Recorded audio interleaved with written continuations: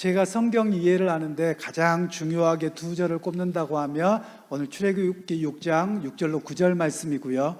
그리고 또 하나는 요한복음 3장 16절 말씀입니다. 요한복음 3장 16절은 다 외우고 계시죠. 하나님이 세상을 이처럼 사랑하사 독생자를 주셨으니 이는 저를 믿는 자마다 멸망치 않고 영생을 얻게 하려 함이라. 이 부분이 왜 중요하냐면요, 성경을 전체적으로 이렇게 이해하는 데 있어서 하나님께서 당신의 나라의 백성으로 부르세요. 그런데 이 부르심에 대한 이야기가 이스라엘 백성들이 부르심에 순종하고 가는 것 같은데 결론은 어떻게 됩니까? 불순종으로 무너져 버리죠. 그것에 대해서 신약에서는 임마누엘로 오신 하나님이 우리를 다시 한번 부르신다라는 개념입니다. 사랑하셔서. 그래서 저는 성경을 전체적으로 이해하는 데 있어서 가장 중요하게 핵심 포인트를 출애굽기 6장 6절로 9절과 요한복음 3장 16절로 이해를 하고 있습니다. 그리고 가자면 이제 계시록에 가서는 하나님 나라의 완성에 대한 이야기를 하고 있고요. 제가 고민하다가 여러분한테 오늘 한 장을 더 드렸어요. 이거는 철에 지금 끼우지 마시고요, 꺼내놓고 계셔야 돼요. 왜냐하면 옆으로 보기도 하셔야 되고요. 그리고 여러분이 페이지를 펴실 거는 3페이지를 펴놓으셔야 돼요. 같이 보시라고 만들어 놓은 겁니다. 그러니까 3페이지하고 이거하고 같이 갖고 계셔야 돼요.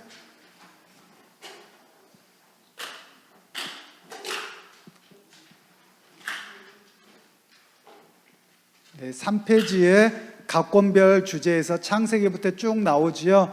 그거하고 오늘 나눠드린 것은 연대와 성경의 관련성, 연관성입니다. 그래서 같이 보시게끔 하려고 제가 오늘 만들었고요.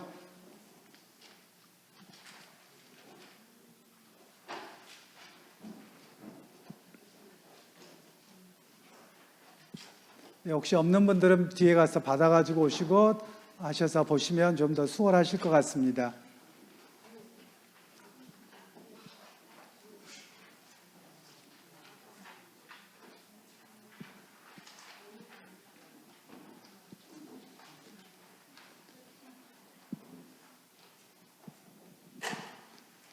제가 이렇게 문과생이어가지고요, 이과생이면 이런 도표를 참 잘 만드는데 문과생은 이런 걸 잘 못 만들더라고요. 그래서 고민하고 일주일 동안 좀 어떻게 한 목에 한눈에 들어오게끔 만들 것인가, 그 고민 속에서 만들어 봤는데 잘 못 만들었어도 좀 이해해 주시기를 부탁드립니다. 우리가 성경을 이해하는 데 있어서는 단순하게 성경만 봐가지고는요, 우리가 세상 역사와 좀 이관되어져 있는 것 같아요. 그래서 성경은 끊임없이 이제 그 선지서를 가면 말씀하시고 있는 것이 하나님께서 과연 유대인들의 그 역사 속에만 관여하시느냐, 세상 역사도 하나님 인도하시느냐, 그 질문을 계속 하거든요. 즉 하나님께서는 세상 역사도 다 주관하고 계세요. 그렇기 때문에 저희가 갖춰야 될 것 중에 하나가 세상 역사에 대한 이해가 필요합니다. 그래서 우리가 좀 필요한 것이 인문학이라고 말하잖아요. 요즘에 젊은 청년들이 인문학을 많이 안 배웁니다. 철학도 안 배우고요. 그러니까 생각이 깊지 못하고 행동을 하는 것 같습니다. 역사와 또 문학, 저는 참 문학에 대해서는 약점을 많이 갖고 있어요. 잘 문학적이지 못해서요. 제일 어려운 게 시를 읽는 게 제일 어렵더라고요. 그렇지만 저는 역사서나 아니면 이런 성경같이 연구할 수 있는 것들을 보면 참 즐겁게 보는데요.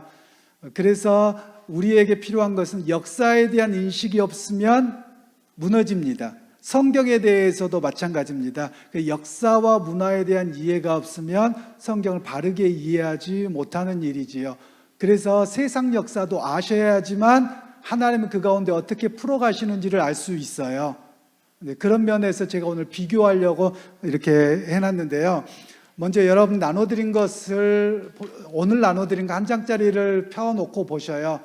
그러면 제일 먼저 이제 제일 위에 약간 색깔 넣은 것은 하나님께서 성경을 어떻게 이뤄가시는가, 그 성경 역사를 써놨어요. 그래서 처음에는 출애굽을 써놨습니다. 제가 창조를 안 쓴 이유가 있어요. 지난주에 설명을 드렸지만 안 썼던 가장 큰 이유는 창세기가 언제 기록됐냐는 거예요. 창세기는 모세가 기록한 것으로 알려집니다. 그러면 모세가 창조된 이야기를 봤습니까? 못 봤습니까? 못 봤어요. 한참 지난 뒤에요. 그래서 학자들이 그러면 모세가 어떻게 그 옛날 이야기를 알겠는가라고 물어봐요. 그러면 학자들이 결론 내린 것이 구전입니다. 그러면 하나님이 영감이하고 구전하고 무슨 상관이 있느냐 이렇게 물어보실 것 같아요. 그러니까 구전이 계속 있는데 사람들 입에서 입으로 계속 내려와요. 그래서 모세는 알고 있었고, 그런데 하나님께서 거기에서 오류가 없도록 모세의 기억을 새롭게 하셨고 붙들어 주셨다는 고백이에요. 우리의 고백이. 성경의 영감성에 대해서 이야기할 때 우리가 그런 고백을 합니다. 그냥 하나님께서 야 모세야 너 받았어 지금부터 그러고 불러주신 게 아니에요. 우리의 영감성을 믿는 것은, 그러니까 우리가 신학적으로는 받아쓰기 영감이냐 아니면 유기적 영감이냐 이런 말 들어보셨나요? 유기적이라는 말 한 번쯤은 들어보셨을 것 같아요. 이 말이 무슨 말이냐면 모세가 공부를 많이 한 사람입니까? 적게 한 사람입니까? 많이 했죠. 그러니까 글을 쓸 수 있는 재주가 있는 거예요. 그런데 성경에 보시면 바울과 베드로를 비교해 보세요. 바울과 베드로를 비교하면 바울은 공부를 한 사람이잖아요. 그러니까 글을 많이 써도 논리적입니다. 베드로는 공부를 많이 하신 분이 못 돼요. 그러니까 베드로 전후서가 짧지요. 좀 아쉬움도 있어요, 사실은. 그러면 그가 그냥 자기 지식으로만 쓴 것은 아니에요. 하나님께서 그 지식에 오류가 없도록 역사하셔서 쓰게 하셨다는 말이에요. 그런데 그 사람의 성품과 글씨체와 이런 것들이 다 묻어나게 쓰셨어요. 이게 유기적 영감이라고 말하는 부분입니다. 예를 들면 어떤 분이 그러세요. 목사님들마다 성경 본문을 주면 설교가 조금씩 다르다고 하잖아요. 그랬더니 어떤 분이 그래서 은혜가 되지요 라고 말씀하신 분도 있는데, 어떤 분은 누구는 이렇게 말하고 누구는 저렇게 하면 나 몰라 안 믿어 잃어버리시더라고요. 근데 여러분, 저 같은 신목사 같은 사람은 또 신목사만의 스타일로 하나님이 쓰세요. 그죠? 말씀을 연구하고 말씀을 보는 것도 적용점은 조금 달라져요. 성경 본문은 틀리지 않는데 적용점은 조금씩 달라질 수 있어요. 또 다른 A라고 하는 목사님은 그분에게만 하나님 주신 장점이 있겠습니까? 있겠죠. 그럼 그분을 통해서 그렇게 사용하세요. 우리는 다름을 인정하고요. 그리고 하나님께서 감동시키셔도 그 사람의 성품과 여러 가지들이 어떻습니까? 그대로 사용되어집니다. 그래서 우리가 그걸 이해를 하시는 것이 필요합니다. 우리나라는 유교 문화와 또 우리 어떻게 표현을 해야 될까요? 5공화국이나 3, 4공화국 계속 이렇게 오면서 우리나라가 뭘 강조하냐면 한민족이라는 걸 강조하는 거예요. 여러분 한번 옆에 봐보세요. 똑같이 생겨주셨어요? 어떠셨어요?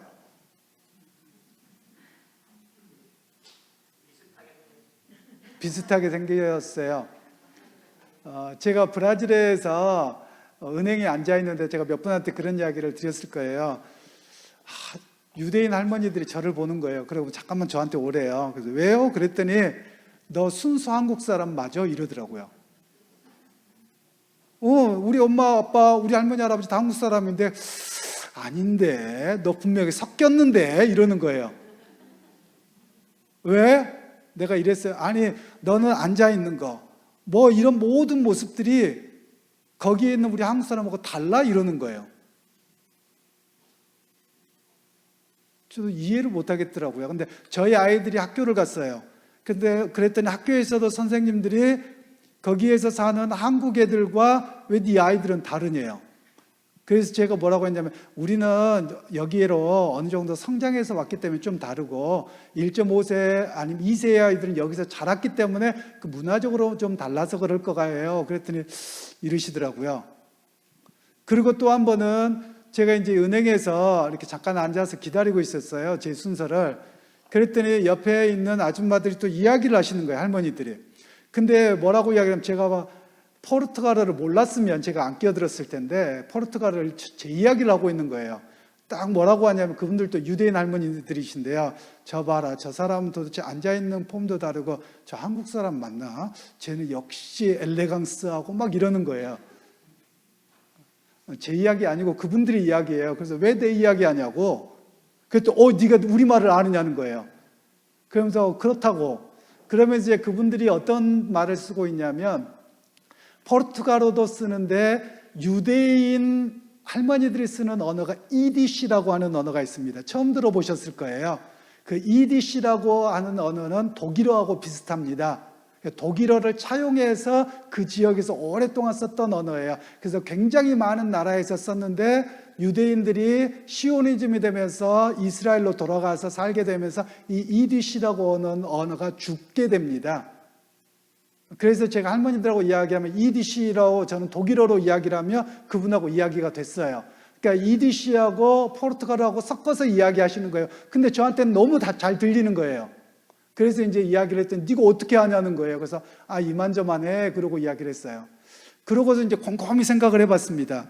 왜 이 사람들이 나보고 한국 사람 아닌 것 같다고 하지? 저 한국 사람 같으신가요? 아닌 것 같아요. 네. 그래서 왜 그러냐고 그랬더니 보니까 저는 여러분 이렇게 눈이 이렇게 똑바로 딱 붙이고 떠보세요. 눈이 떠지나요? 여러분 어떠세요? 한번 딱 해보세요. 눈이 떠지시나요? 안 떠지시나요? 저는요, 저는 하나도 방해를 안 받아요. 그죠? 여기가 튀어나와가지고요. 근데 그래서 제가 영상을 찍어보면 제가 여기가 어두워가지고요. 나와서 제 눈이 안 보이더라고요. 항상 영상을 제가 작업하다 보면. 그래가지고요. 왜 그럴까 그러고 봤더니 또 이제 한 번은 제가 거기에서 노회장이고 또 기독교연합회장하고 막 이럴 때 이렇게 임원들이랑 쭉 사진을 찍잖아요. 근데 제가 다르긴 하더라고요. 뭐가 달랐냐면요. 제 몸에 비해서 얼굴이 작은 거예요. 사진을 찍으니까. 제가 머리 그렇게 작은 사람은 아니에요. 그런데도 사진을 찍으니까 머리가 작게 나오는 거예요. 근데 우리 한국 분들은 나이가 들어가면 어떻습니까? 머리가 커요. 한국 사람들은. 일반적으로 그렇습니다. 그러고 봤더니 집에 와서 이제 나중에 한국 들어와서 어머니를 봤더니 어머니가 얼굴이 작으시더라고요. 아버지는 크세요. 그러면서 곰곰이 생각했습니다. 도대체 언제부터 이랬을까? 저희 어머니가 성이 천씨시거든요. 그럼 저희 어머니가 하시는 말씀이 그러세요. 옛날에 소정방을 따라왔던 그 천씨 장군이 그 당나라 시대 때 우리나라에 주둔을 하게 됐답니다. 그냥 한국에 들어와서 살게 됐대요. 그래서 천씨가 생겼다고 합니다. 중국성이라는 거예요.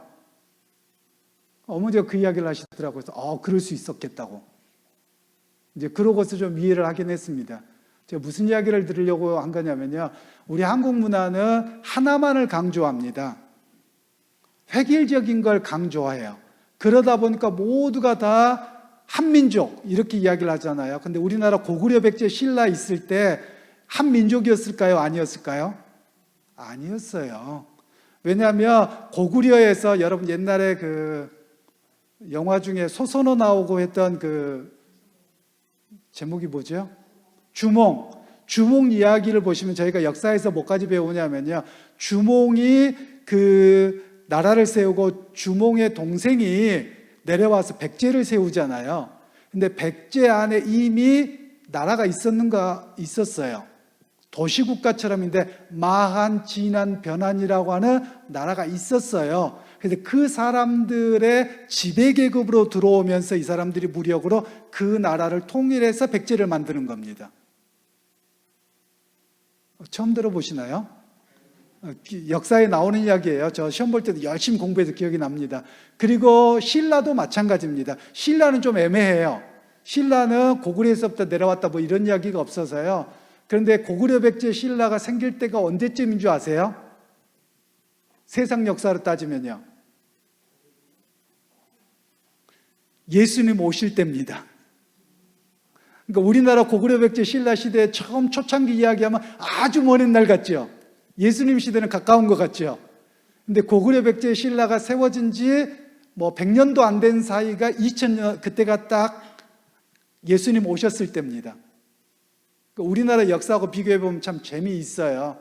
그리고 종교개혁 시대가 언제냐면 우리나라 임진왜란이 일어날 때쯤입니다. 그러니까 서양하고 비교해보면 굉장히 가깝게 느껴지는데 우리 한국의 역사를 이야기하면 더 먼 옛날 꽃날 같은 그런 느낌이 나죠. 그래서 이런 역사에 대한 이해를 같이 하시면 우리나라 시대는 어떤 일이 있었고 또 어떤 공부를 하는 것이 좋은가를 훨씬 더 잘 알 수도 있고요. 제가 어떤 분에게 들은 이야기인데 실제로 제가 기록을 찾아보지는 못했습니다. 한문을 모르기 때문에도 그렇고요. 예수님께서 십자가에 못 박히실 때 우리나라의 기록 중에서도 암흑처럼 깜깜했었다, 이런 기록이 있었다는 이야기를 들었습니다. 처음 들어보시죠? 그러니까 우리나라 옛날 그 고서학들을 공부하시고 우리나라의 그 실록들 막 옛날 기록들 있잖아요. 이런 것들을 보면 그런 이야기가 나온다고 합니다. 그만큼 세계적이었던 그런 암흑이 왔었던 것도 세상 역사에서 있는데 세상 역사는 그걸로 설명 안 하려고 하죠. 우리는 기독교인이어서 보면 너무나 맞는 것이죠. 자, 그런데 제가 다시 이 교재로 들어와서요. 창세기는 그때 기록된 게 아닙니다. 시간이 얼마인지는 몰라요. 그런데 이 모세가 기록할 때가 BC 1500년입니다. 예수님 오시기 1500년 전이에요. 그러면 여러분 우리의 이야기를 하나만 접목시켜 볼게요. 우리나라 민족의 역사가 얼마 되었다고 하죠? 5000년 역사잖아요. 그럼 서양에서의 5000년 역사를 가진 나라가 있을까요? 없을까요? 서양에서요. 네, 서양에서요. 없습니다. 여러분들이 보통 독일 사람들 게르만족이라고 하잖아요. 근데 이 게르만족들이 언제 생기냐면 야만인으로 살다가 이 사람들이 6세기 어간에 로마로 침공해 들어옵니다. 4세기에서 6세기 사이에. 그리고 나서 그 사람들이 나라를 세우는데 나라가 뭐냐면 프랑크 왕국입니다. 혹시 재현자매 옛날에 역사 배운 거 그래도 가장 최근 사람일 거라 기억나죠? 안 나요? 그 프랑크 왕국이 프랑스가 되는 겁니다. 나중에. 근데 그때가 6세기 어간입니다. 6세기에서 8세기입니다. 그리고 지금 중국 사람들이 모든 게 자기 역사라고 하는데 한번 의심은 해봐야 된다고 이야기를 해요. 왜냐하면 한족이 중원을 지배한 게 6세기라고 이야기를 합니다. 그 이전의 역사에 대해서는 자기 거라고 이야기하는데 한족만의 문화는 아니에요. 그리고 또 하나를 말씀드릴게요. 제가 추측을 하시라고. 우리나라의 꽃이 무슨 꽃입니까? 무궁화. 무궁화 원산지가 어디입니까? 무궁화의 원산지 우리나라인가요? 제가 아니니까 말씀드리는 거죠. 무궁화의 원산지는 지금의 이라크 지역입니다. 거기를 가리켜서 비옥한 초승달 지역이라고 해서 거기가 바벨론입니다. 성경뿐만 아니라 세상 역사에서 바벨론이 2번 나옵니다. 지난 첫 시간에 말씀을 드렸을 텐데 신바벨론과 구바벨론이 있어요. 구바벨론 시대는 언제냐면 최초의 문명이 생겼던 지역인 비옥한 초승달 지역, 거기를 가리켜서 첫 번째 세상의 문명이라고 이야기를 합니다. 그리고 또 다른 문명을 황하 문명을 이야기하고 나일강의 나일강 문명을 이야기를 하지요. 그런데 이때 당시에 대한 연구를 해보면 아브라함이 하나님의 부름을 받았을 때가 언제쯤일 것 같으세요? 거의 5000년 어간이 됩니다. 5000년. 왜냐하면 봐보세요. 모세가 출애굽할 때가 BC 1500년이에요. 그죠? 그럼 지금 2000년 지났잖아요. 그럼 3500년입니다. 5000년 안 됐겠네요. 3500년이에요. 그런데 이스라엘 백성들이 요셉 이후에 요셉과 함께 애굽에 들어갔어요. 애굽에 들어가서 산 생활이 얼마예요? 430년이에요. 그럼 다 합하면 얼마죠? 4000년 정도밖에 안 돼요. 물론 거기 사이에 성경에 나와 있는 족보가 아들이라는 표현이 바로 낳은 아들만을 말하는 건 아닙니다. 왕의 그냥 그 대의를 이어간 중요한 사람들만 이야기해서 아들이라는 표현을 쓰기는 해요. 그러니까 유대인들하고 이야기를 하는데, 유대인 한번 이제 저를 히브리어 가르쳐 주셨던 유대인이 계시는데 저한테 이야기를 하는 거예요. 재미난데요. 그래서 뭐가 재미난데? 그랬더니 야, 어떻게 우리나라의 언어가 엄마 아빠를 어떻게 발음해요? 엄마 아빠 그러잖아요. 근데 어떻게 하다가 생겼을까요? 그냥 엄마 하다가 그냥 된 거예요. 그런데 중국에서는 엄마 아빠라고 안 부릅니다. 서양 사람들도 엄마 아빠라고 안 해요. 그런데 엄마라고 발음하고 아빠라고 발음하는 데는 유대인들입니다. 아빠, 아버지. 우리말 옛날에 아바라고 되어 있지만 발음이 아빠에 더 가깝습니다. 그리고 엄마도 엄마입니다. 임마. 특이하죠? 그런데 중국 문화는 엄마 아빠가 아니에요. 그래서 우리나라의 언어를 이야기할 때 우랄 알타이어라고 말합니다. 이런 용어는 너무 오래되셔서 다 잊어버리셨을 텐데, 이 우랄 알타이어는 바벨론에서 나온 말이라는 거예요. 그러니까 바벨론에서 나온 말 중에서 어떤 의미가 있냐면, 우리나라처럼 말 끝에가 동사가 있는 거예요. 나는 뭐다 이렇게 되잖아요. 그런데 여러분 영어는 어떻습니까? 일단 나는 뭐다 이러고 말해요. I am pastor. 나는 뭐다? 목사. 이렇게 말하잖아요. 대부분의 나라가 다 그렇습니다. 포르투게스로 이야기해도 Eu sou pastor. 나는 이다 목사. 이렇게 이야기를 해요. 독일어로 이야기해도 Ich bin Pfarrer. 나는 이다 목사. 이렇게 이야기를 해요. 그런데 한국 사람은 나는 땡땡땡 이다 이렇게 되잖아요. 이다가 항상 뒤에 가게끔 되어 있습니다. 이런 언어로 구조를 가진 민족이 거의 없어요. 아주 고어에만 있는 표현입니다. 언어학적으로 보면. 그래서 유대인이 이제 저에게 이야기하기를, 내가 들으니까 내 귀에 들리기를 엄마, 아빠, 삼촌 이런 데 하는 거예요. 그래서 맞다고. 그러고서 이제 그 친구하고 또 이야기를 몇 시간씩 이야기를 나누게 됐죠. 그러면서 하는 이야기가, 저는 우리 역사가 더 오래됐다 그러고 자기네는 자기 역사가 더 오래됐다고 이야기하죠. 그래서 니네는 어떻게 배우는데? 그랬더니 랍비가 그런답니다. 아브라함에게 아이가 몇이 있었나요? 아브라함에게. 주일학교 선생님 출신 안 계세요? 아브라함에게는 아들이 있었는데요, 그 중에 하나 키가 크고요, 나머지는 작대요. 이런 찬양 해보셨죠? 근데 그거 몇 명 나와요? 7명이요. 네, 7명. 7명 이야기를 하더라고요.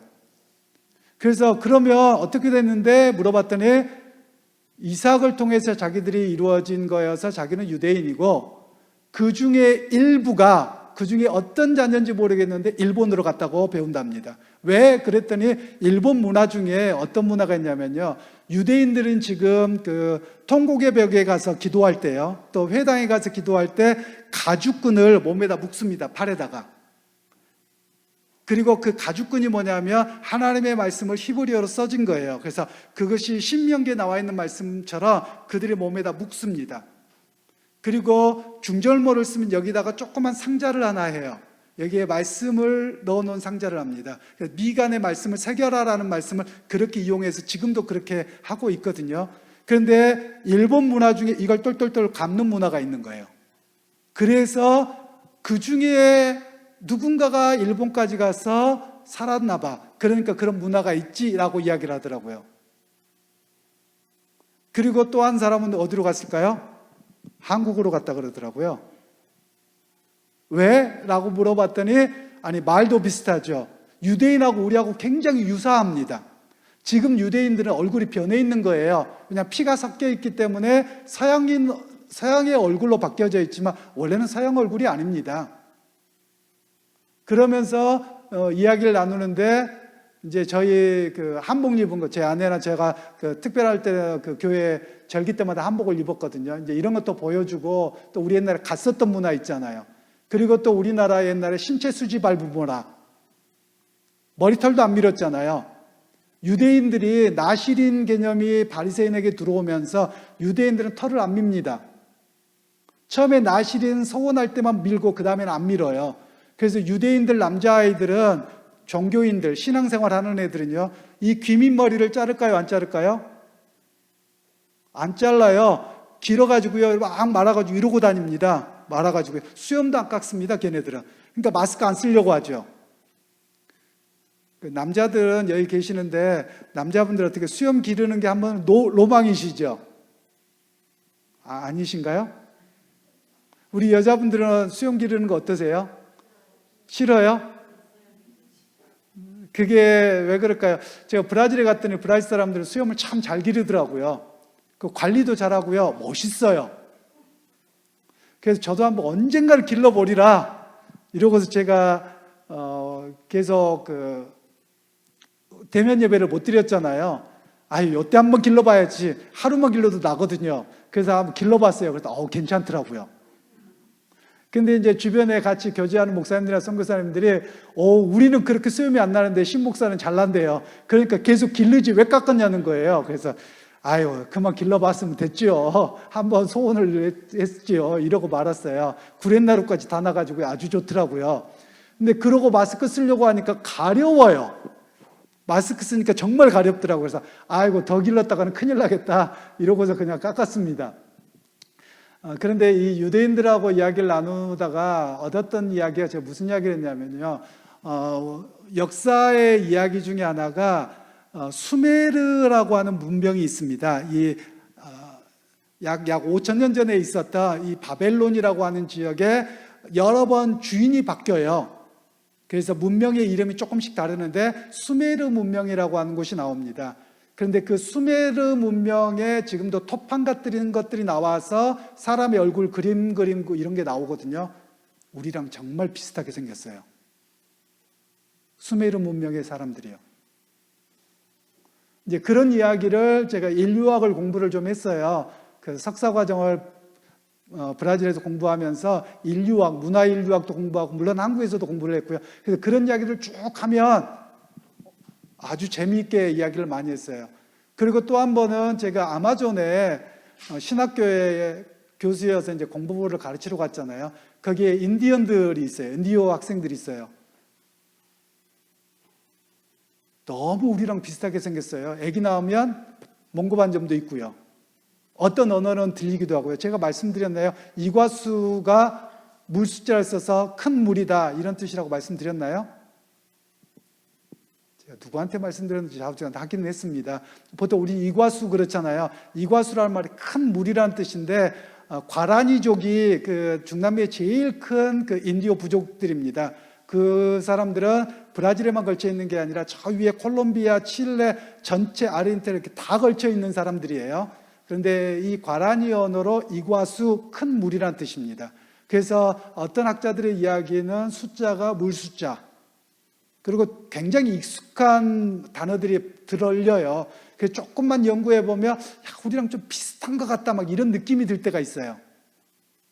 그런 정도로 우리 민족이 오래됐다는 거예요. 그래서 어떤 이야기를 하냐면 우리 민족은 역사 속에서 안 없어지고 질기게도 살아왔다는 거예요. 제가 역사를 공부해 보면 중세시대 이전이나 중세시대 이후에도요, 유럽의 그 수많은 민족들이 사라져버립니다. 왜냐하면 전쟁으로 인해서 그냥 말썽을 피거든요. 그러니까 아예 그 민족이 없어지는 거예요. 수많은 그 이름들이, 예를 들면 대표적인 것 중에 하나가 그 사람이 누구죠?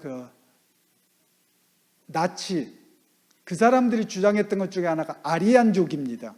아리안족의 위대성을 이야기하자. 근데 아리안족이 지금 없거든요. 다 섞여버려 있어요. 근데 이 아리안족들이 옛날에 아수르나 이런 지역에 엄청난 제국을 형성했던 민족들이에요. 그런데 역사 속에서는 사라져버렸습니다. 피가 섞여 있고 그리고 멸망당하고 그래서 흐지부지 없어졌습니다. 그런데 한민족은 5,000년을 견뎌온 겁니다. 하나님이 남겨놓으실 때는 이유가 있겠죠. 저는 그렇게 믿어요. 그러면서 우리 무궁화꽃을 가면 거기까지 올라가는 겁니다. 그리고 이 유대인이 저한테 참 재미난데요. 그게 뭐냐면 그 사람들이 미음, 음가가 미음인데요. 이 미음을 많이 씁니다. 예를 들면 하나님 그러면 엘로힘, 예를 들면 선지자들 그러면 느비임 이렇게 임자를 써요. 우리는 하나님, 선생님, 목사님, 집사님, 장로님, 권사님 임자를 많이 쓰잖아요. 그러니까 이것도 너무 유사하다는 거예요, 그 사람들이. 그래서 야, 니네하고 우리하고 뭔 연관성이 있는 것 같아, 이렇게 이야기를 하더라고요. 거기까지 이야기하고 더 이야기는 못하고 저는 여기 나왔습니다. 그렇게 됐는데요. 우리가 역사를 이해할 때 이제 여기 본론으로 돌아가서요. 창세기와 욥기가 같은 시대로 봅니다. 근데 이 창세기가 기록된 것은 이스라엘 백성들이 출애굽한 이후에 기록됐어요. 옛날의 역사지요. 그러면 이제 여러분 거기 창세기 내용의 각권별 주제에 보시면 제가 다 읽지는 않을게요. 그 창세기를 바라보아야 할 시기는 가나안 입성 전. 그다음 주제까지만 읽을게요. 주제는 지금 우리가 하나님의 백성으로서 어떤 과정을 통해 존재하는가. 즉 하나님의 백성으로서의 뿌리와 정체성에 대한 이야기를 하는 겁니다. 창세기에서는. 그리고 나서 이제 다시 또 여기 도표로 가시면 모세와 출애굽 백성이 나오죠. 이때는 출애굽기, 레위기, 민수기, 신명기가 나옵니다. 이때도 전부 다 가나안에 들어가기 전에 기록된 거예요. 그러면 이제 거기서 출애굽기를 찾아보시면 바로 오른쪽으로 왼쪽으로 여러분 펴놓은 거 보면 3페이지예요. 3페이지에 거기 보면 창세기 끝나고 출애굽기가 2번 있죠. 찾으셨나요? 네, 거기 읽어보시면 애굽에서 백성들의 성장과 학대 가운데서 하나님이 극단적인 방법으로 당신의 백성을 해방시키는 과정, 그리고 우리가 경험한 것들은 잊지 말라. 즉 하나님의 백성으로의 부르심에 대한 이야기예요. 자, 그리고 한 장 더 넘기셔서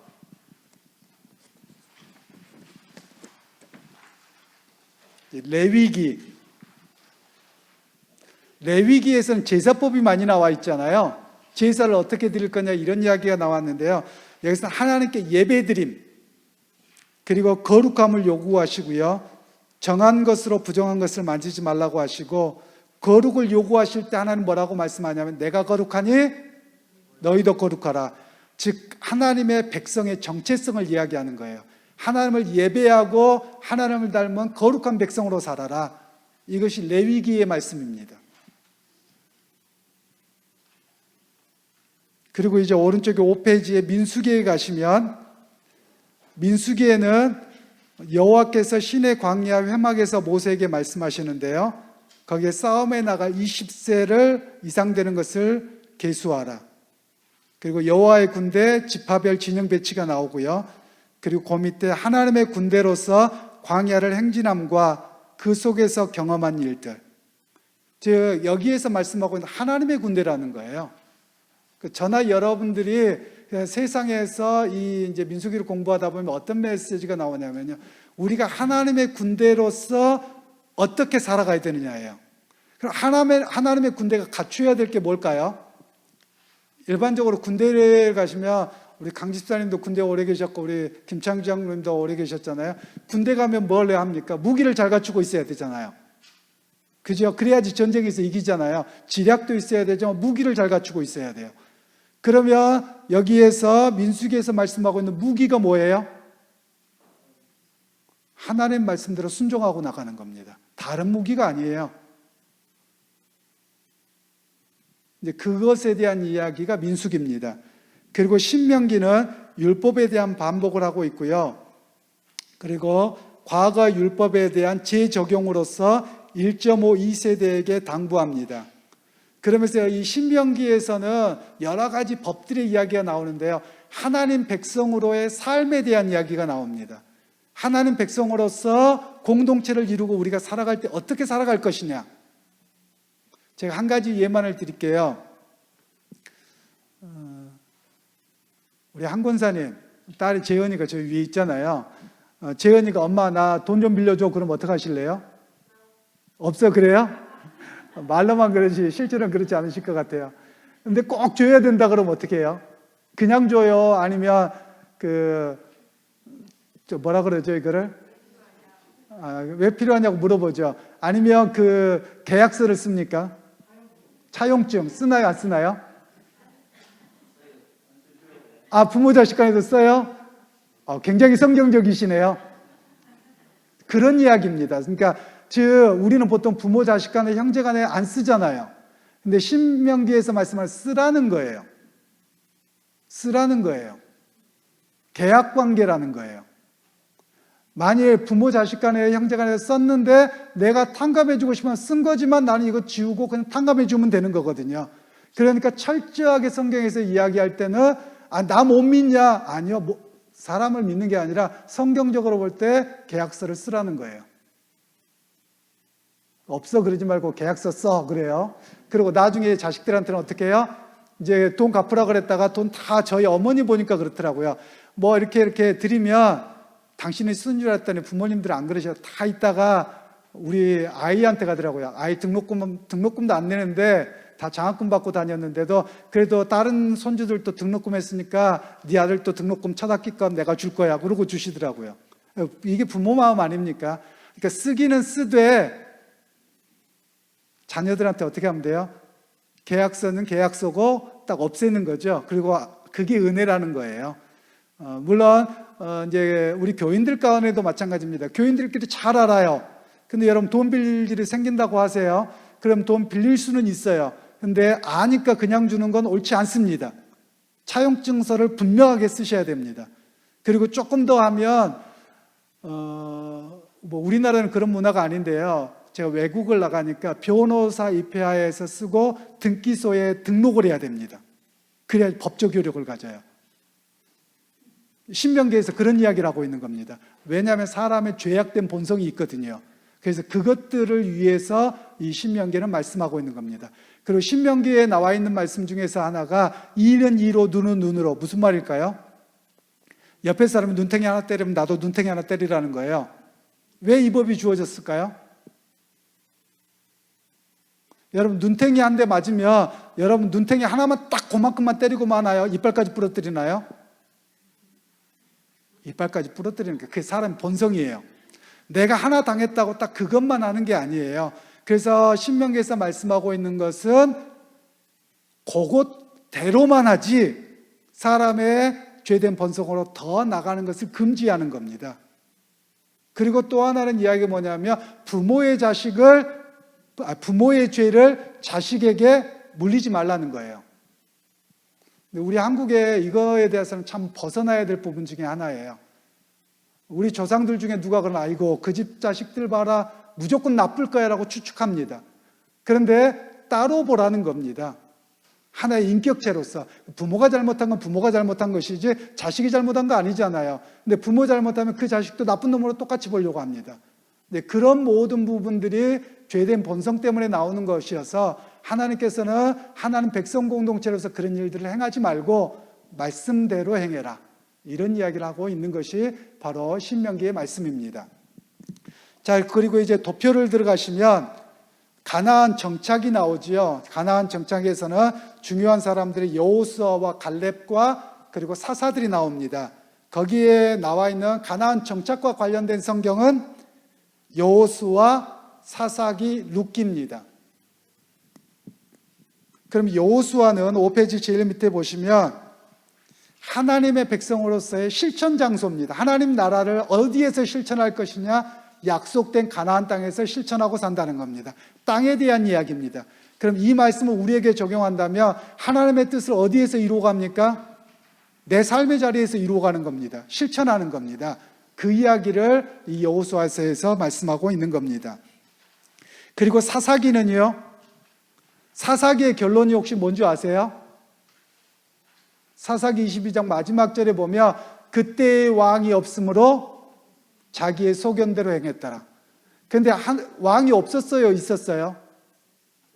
눈에 보이는 왕은 없는데요. 출애굽께서 하나님 내가 왕이라고 부르셨거든요. 하나님이 왕이시거든요. 그런데 유대 백성들은 하나님을 왕으로 인정하지 않은 겁니다. 그러니까 자기 소견대로 행하는 거예요. 실패의 역사를 기록하고 있는 것이죠. 그리고 룻기는 사사시대에 일어난 어떤 한 가정의 이야기를 합니다. 그 한 가정의 이야기는 자기 소견대로 해서 약속의 땅을 떠나버렸어요. 엘리멜렉 가정이. 그랬다가 돌아오지요. 돌아와서 하나님의 은혜를 입습니다. 그런데 봤더니 그가 누구다? 루시 이방 여인이었는데 다윗 왕의 할머니가 돼버리는 거예요. 그리고 예수님의 족보에 쓰임받는 역사가 있었어요. 그래서 하나님은 인간의 실수와 잘못된 선택 속에서도 하나님의 역사는 계속 이어져 간다라는 것을 루키에서 보여주고 있습니다.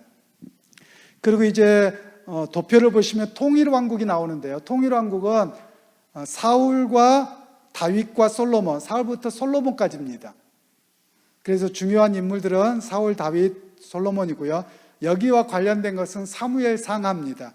여러분, 사무엘상에 많이 나와 있는 이야기가 다윗 이야기고요. 그리고 또한 여인에 대한 이야기가 나옵니다. 누굴까요?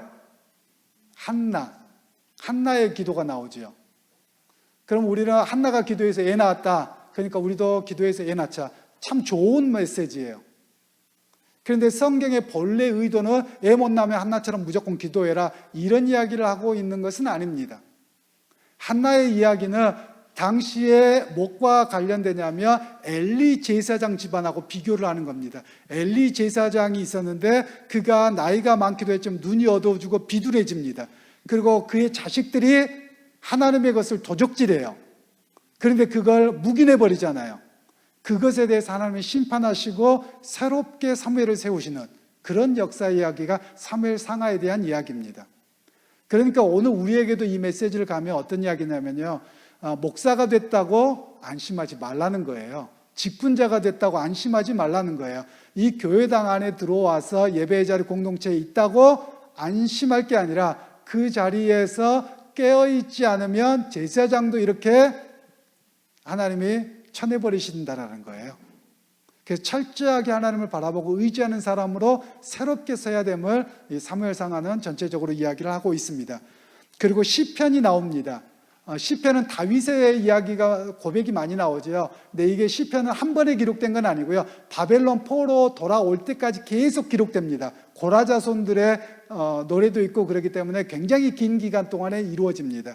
그리고 아가서가 나오죠. 그리고 잠언서가 나오고 전도서가 나옵니다. 그럼 이제 왼쪽으로 가셔서 11번의 열왕기상하를 잠깐 보세요. 6페이지에 사무엘하 밑에 내려가서 열왕기상하를 보시면 여호와의 신앙에 입각하여 이스라엘의 흥망성쇠를 기록합니다. 어느 때 이스라엘이 흥하게 되었다? 하나님을 잘 섬기며 흥하게 되었고, 하나님을 떠나면 세상의 제국들과 여러 가지를 의지하며 망하게 되었다라는 이야기를 들려주고 있습니다. 그러면서 단순한 역사서가 아니라 하나님과의 관계 속에서 하나님은 당신의 백성을 어떻게 다루시는가를 기록합니다. 열왕기상하입니다. 그리고 역대상하는 여기 안 들어가요.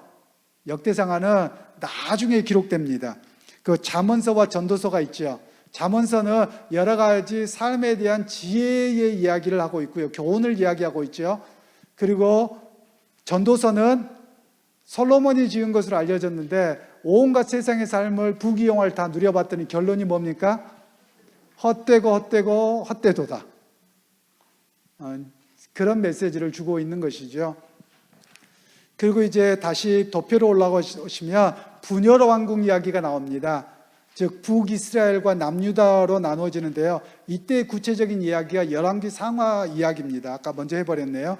그런데 이 분열왕국에 대한 이해를 하시려면 주변 역사가 필요해요. 제가 오전에 설교할 때 잠깐 말씀을 드렸는데요. 5개 제국이 계속 이어집니다. 이때부터는.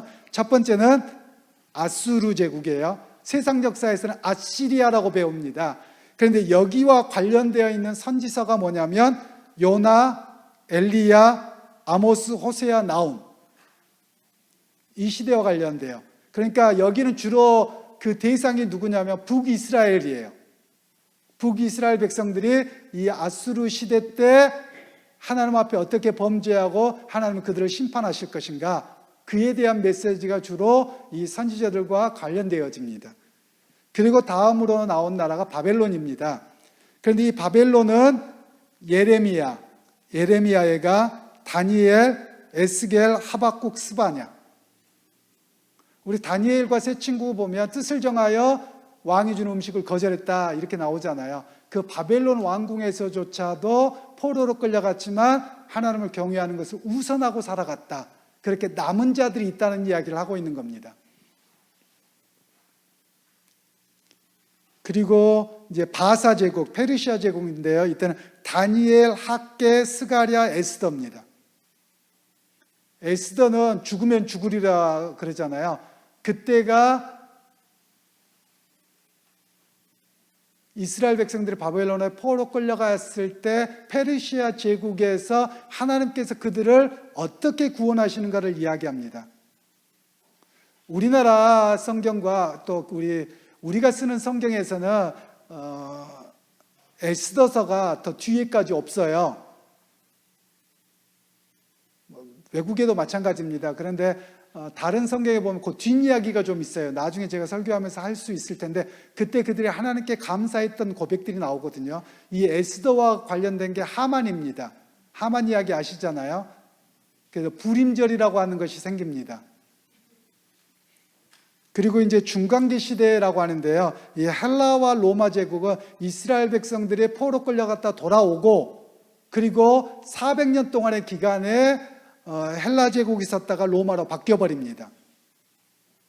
그런데 이 로마의 알렉산더 대왕이 38살에 죽은 걸로 알려져 있는데요. 그 사람이 유럽과 인도까지 점령을 해버립니다. 그랬다가 이 사람이 돌아오지 못하고 죽거든요. 그래서 그와 함께 했던 장군들이 나라를 네등분하자 해서 나라를 다스립니다. 그때 첫 번째가 프톨레미라고 하는 사람입니다. 이 프톨레미라고 하는 사람은 이집트 지역을 다스립니다. 근데 이 이집트의 마지막 왕이 누구냐면 콧대가 조금만 낮았어도 클레오파트라입니다. 그리고 셀류쿠스라고 하는 왕조가 생기는데요. 셀류쿠스 왕조는 메소포타미아와 여기 중앙아시아가 아니고요. 시리아입니다. 제가 잘못 썼네요. 인도까지 갑니다. 여기가 제일 큰 나라를 다스립니다. 이 셀류쿠스 왕조가.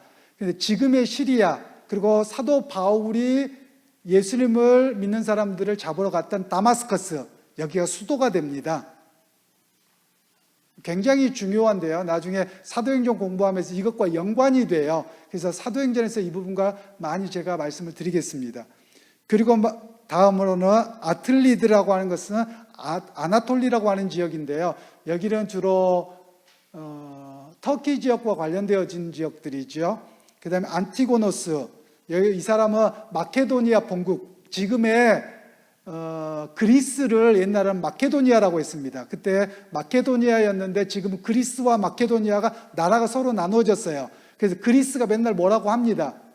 왜냐하면 우리가 마케도니아의 원조인데 왜 니네들이 가져가서 쓰냐 이러고요.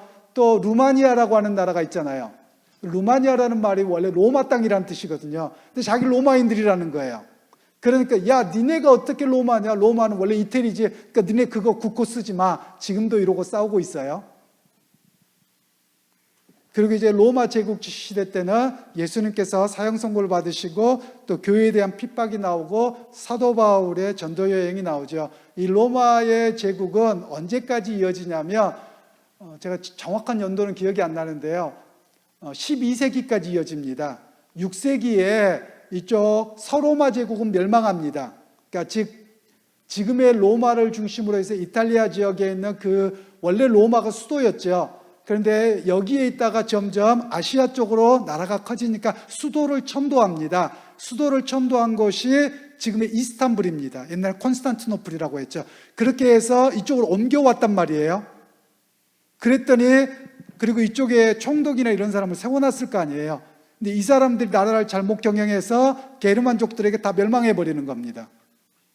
그래서 생긴 나라가 프랑스입니다. 프랑크 왕국. 그리고 영국. 다 이 사람들은 야만족들 출신이에요. 유럽 전체가 그렇습니다. 그래서 그 사람들이 결국은 로마 사람들을 몰아내고 그렇게 되어진 것이고요. 그리고 1100년대까지 이쪽 동로마 제국은 유지가 됩니다. 콘스탄티노플은요. 지금 언제까지가 유지가 되냐면 여러분 혹시 오스만 투르크 제국 이야기 들어보셨나요? 뭐 이름은 들어본 것 같죠? 지금 터키 사람들입니다. 이 사람들에 의해서 여기가 함락이 됩니다. 이 사람들하고 이야기가 우리나라 역사하고도 관련됩니다. 대조영. 대조영이 그때 위에 발해를 세울 때요. 그때 두 민족이 경쟁을 합니다. 그때 민족이 뭐냐면 터키 민족입니다. 우리나라 말로는 돌골족이라고 하죠. 돌골족 들어보셨죠? 돌골족이 터키 사람들입니다. 뚜르키라고 하는 사람들인데요. 그를 한자로 하니까 돌골입니다. 그러니까 대조영이하고 경영 이렇게 하다가 대조영이 발해를 다스리게 되죠. 엄청나게 큰 나라였는데 이 발해가 순식간에 사라집니다. 왜 사라지는 줄 아세요? 백두산이 폭발하면서 그대로 덮어버렸어요. 그래서 발해가 사라져버립니다. 순식간에. 그런데 이때 대조영과 겨루던 사람들이 돌골족이 내려오는데 이때 당시에 중국의 왕이 있었어요. 근데 여자입니다. 그 사람의 이름이 측천무후입니다. 뭐 들어보신 것 같죠? 측천무후 시대 때입니다. 그래서 이 사람들이 남하를 합니다. 돌골족이 대조영한테 밀려서. 그래서 이 콘스탄티노플을 함락해서 세운 나라가 오스만 투르크 제국입니다. 제가 역사를 공부하면서 아이고 대조영이 거기 말고 그냥 차라리 밑으로 내려가지, 터키로 내려갔으면 좋았을 거 아니에요? 뭐 이런 생각도 해보기는 했습니다. 그래서 역사가 그렇게 이뤄지고 있습니다. 그리고 이제 하나를 더 넘어가시면 포로기 시대 이야기가 나오죠. 포로기 때 중요한 왕은 다리오 왕입니다. 오늘 설교할 때 잠깐 나왔는데요. 그때 다니엘 이야기가 나오고요. 그리고 고레스 칙령이 나옵니다. 고레스 칙령은 느헤미야서에 나오지요. 고레스 칙령에 의해서 본국으로 돌아갈 수 있도록. 그리고 아닥사스다 왕 이야기도 나오고 아하수에로 왕이 나옵니다. 아하수에로 왕은 누구인 줄 아세요? 왕비 에스더의 남편이죠. 근데 이 사람이 누구냐면 옛날에 영화에서도 페르시아 전쟁과 관련된 이야기가 나오거든요. 세상에서는 이 사람은 크세르크스로 나옵니다. 그러니까 이름을 여러 개를 가지고 있어요. 뭐 우리 한국 사람도 하나밖에 안 쓰는데 제가 브라질에도 가봤더니 애들 이름이 얼마나 긴지 몰라요. 뭐 마리아, 언나, 호사, 이렇게 가더라고요. 그래서 엄마 아빠 성 다 쓰죠. 할머니 할아버지 성도 쓰죠. 그러니까 이름이 얼마나 긴지 몰라요. 그러니까 이름이 똑같은 애들이 너무 많잖아요. 그러니까 이제 자기는 마리아라고 부르지 말고 나나 안나라고 불러라. 또 안나라는 이름이 너무 흔해요. 또 호사라는 이름은 또 장미라는 이름인데요. 뭐 이렇게 그런 이름도 너무 흔하는 거예요. 그러니까 자기는 뭘로 불러달라 이렇게 이야기를 해요. 이름이 워낙 기니까요. 이름에 사도 바울도 마찬가지였을 겁니다. 사울, 바울 뭐 이랬을 거예요. 그 중에서 제가 옛날에 사울이었지만 이제 사울이라는 이름이 아니라 나는 바울로 불려지기 원한다. 이렇게 자신의 신분이 바뀌었음을 이야기하면서 바울로 이야기하게 되죠. 이름이 워낙 길어요. 이제 그러면서 세상 역사와 이렇게 관련이 되어지는 것을 이해하시면 좋겠고요. 그 다음에 포로 후에 귀환을 하지요. 70년 만에. 그때가 바하사 페르시아 제국 때인데요. 1차 귀환 때 이야기가 수룹바벨 모르드게입니다. 수룹바벨에 의해서 성전이 세워집니다. 그리고 이때 관련된 선지자 학개 선지자입니다. 학개 선지자가 성전을 건축하자라는 메시지를 주고요. 그 다음 스가랴는 오늘 설교할 때 잠깐 나왔는데 성전 재건과 종말론적 신앙입니다. 종말론적으로 하나님 나라가 어떻게 이루어질 것이고 그 약속을 바라보고 온전한 성전 재건으로 나가야 된다. 이런 메시지를 주고 있는 것이 스가랴서입니다. 그리고 2차 귀환 때는 에스라 선지자입니다.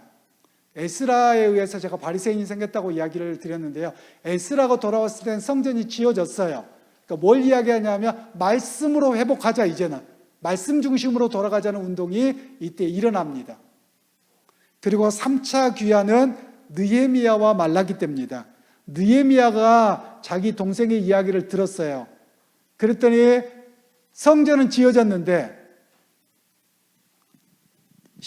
예루살렘 시가 황폐한 겁니다. 거기 산발락과 도비아 이야기도 많이 나오잖아요. 그래서 거기에 성전은 세워졌는데 도성에 사는 사람이 없는 거예요. 왜냐하면 지켜줄 성벽이 없는 겁니다. 그래서 예루살렘에 돌아가자고 그가 왕의 이렇게 음식을 맡은 사람이었죠. 그래서 느헤미야가 왕에게 허락을 받아서 그가 돌아갑니다. 그런데 성벽을 며칠 만에 건축한 줄 아세요? 70일 만에 합니다. 엄청나게 빠른 속도로 하는데요. 나중에 느헤미야를 공부할 때 보면 어떻게까지 하냐면 산발락과 도비야가 사마리아 사람들이에요. 그러니까 유대인이 섞인 사람들이죠. 그들이 굉장히 방해 공작을 많이 핍니다. 그 방해 공작 가운데서도 느헤미야가 흔들리지 않아요. 그러면서 너희가 한 손에 허리에는 칼을 차고 자기 집 앞에는 자기가 공사하라는 거예요. 그렇게 하면서 70일 만에 그 성벽 재건을 끝내버립니다. 그리고 이제 안전하게 살게 되죠. 이제 그리고 나서 말라기 이야기가 나오는 겁니다. 말라기 이야기는 뭐냐면 우리가 보통 11조 이야기하면 많이 하잖아요. 근데 왜 11조에 대한 이야기가 나왔는지를 기초를 아실 필요가 있어요. 즉 이스라엘 백성들이 자기 살기 바쁜 거예요. 그러니까 어떤 일이 벌어지냐면 레위인들은 기업이 있습니까? 없습니까? 없어요. 그러면 레위인들은 어떻게 먹고 삽니까? 하나님께 바쳐진 11조를 가지고 사는 겁니다. 물론 오늘처럼 돈을 내는 건 아니고 제물을 드리러 오잖아요. 그러면 그 중에 제일 좋은 부분을 가지고 옵니다. 넓적다리와 앞가슴살을 가지고 와요. 그러면 그것을 자신의 것으로 삼고서 살아가도록 하나님 말씀하셨어요. 근데 이스라엘 백성들이, 유다 백성들이 갔다 와보니까 내 살기도 바쁜데 그리고 다 자기 사는 것에만 하지 하나님께 봉사하고 섬기고 이걸 안 하는 겁니다. 그러니까 제사장들은 어떻게 하겠어요? 나도 먹고 살아야 되는데 나 안 할래. 그러고 전부 다 떠나가 버린 겁니다. 그러니까 하나님 앞에 대한 제사가 또 말씀이 끊어져 버린 시대가 되는 겁니다. 그래서 너희가 도적놈들이다 그러면서 왜 하나님께서 명령하신 것을 듣지 않느냐? 돌아와서 하나님 앞에 온전한 회복자로 살아 라는 메시지가 말라기입니다. 그리고 이 말라기가 끝나고 나면 중간기가 400년입니다. 세례 요한 나타나기 전까지를 중간기라고 합니다. 제가 오늘 설교할 때 잠깐 말씀드렸는데 마카비라고 하는 제사장이 나타납니다. 그래서 이 사람이 메세를 몰아내고 여기에 거룩한 제사장 나라를 세우자 해서 하스모니안 왕가라고 하는 왕조를 세웁니다. 그래서 제사장 나라가 되는 줄 알았더니 자기들끼리 쌈박질하는 거예요. 누가 왕 될 거냐 이러다가. 그러고 나서 결국은 이 하스모니안 왕가의 마지막 공주가 하나 있습니다. 이름이 미리암네입니다. 미리암네. 이 여인이 누구냐? 헤롯 대왕의 부인입니다. 이방인과 결혼시킨 거죠. 그리고 이 헤롯은 아니 어차피 내가 공주하고 결혼했으면 내가 대릴 사유가 돼서 내가 이 나라 왕이 되는 게 뭐가 틀렸냐? 이제 이렇게 이야기가 나오는 겁니다. 보통 대릴 사유하면 그럴 수 있잖아요. 그런 개념 속에서 우리가 성경의 이야기가 진행되어져 가는 겁니다. 자, 그러면 이제 여기 나중에 여러분들한테 다 구약은 다 그림 그려드렸어요. 이 정도 하면. 그러니까 메시지가 대부분의 선지서들에서는 어떤 이야기가 나오냐면 북이스라엘과 남유다가에 대해서 하나님 경고의 메시지예요. 즉 하나님께로 빨리 돌아와라. 예배자로 바르게 살아. 하나님 말씀 중심으로 살아. 그렇지 아니하면 내가 벌을 줄 것이다. 하나님께서 기회를 주고 연장시켜 주시는 이야기가 선지서에 관련된 이야기입니다.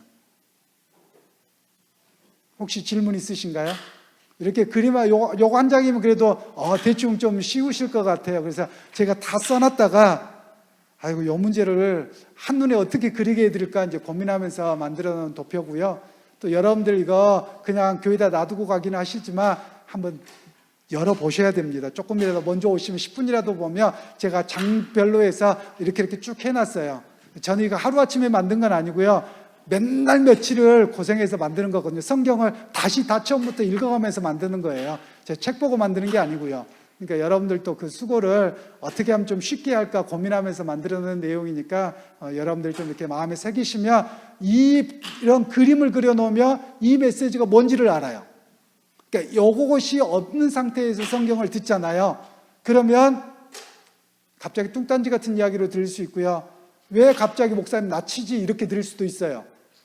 예를 들면 우리 교회는 제가 깊이 파악도 못했지만 없는 줄로 믿고 제가 이야기합니다. 고린도 교회 같은 경우는 다음 주에 신약을 할 텐데 고린도 교회는 거기에 당파가 생겼습니다.